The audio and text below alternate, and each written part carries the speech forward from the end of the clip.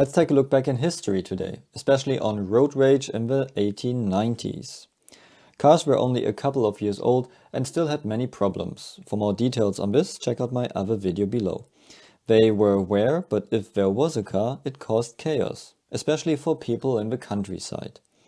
People were used to dusty roads and slow horse carriages.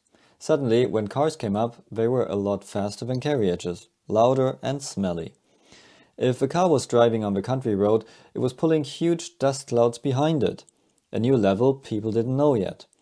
Everybody else who was using the road, pedestrians, cabbies, had to eat the dust and hated the car which just passed by.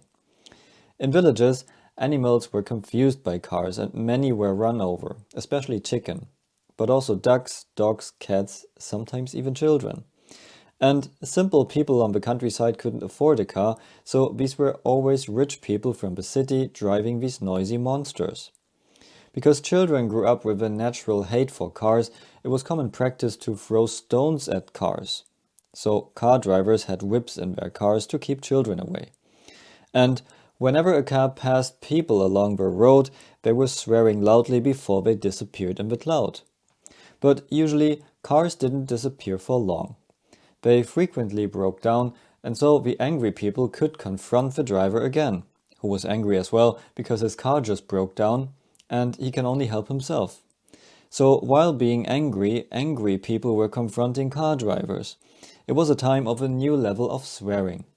People developed new words and phrases to upset the other one, and pretty often it became physical. Older people were calling cars hell machines because they brought so much trouble. Politics wanted to forbid cars on public roads. And another huge problem was between horse carriages and cars. There were many of them, which meant lots of dirt on the roads and horseshoe nails which destroyed the car's tires. Because they were pretty slow, the cabbies were often sleeping, which meant they were driving on the wrong side of the road. So cars had to brake abruptly, wake up the cabbie by honking, shouting or even shooting, and hope he will steer to the other side in time. But often, cabbies were blocking the road intentionally and were driving in the middle so the smelly car couldn't overtake and they didn't have to sit in the dust cloud.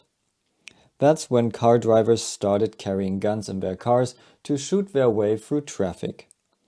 The shooting, but also the sheer appearance of cars, scared horses and many carriages ended up in the ditch, meaning lots of damage for the owner. So, the car introduced a completely new level of swearing, physical fights, and even shooting on the roads. It was especially hated by people in the countryside because it was a toy of the rich and it caused so much trouble. So, I hope you liked this look back in history, and if you did, please consider to become a B-Sport Club member for more videos like this.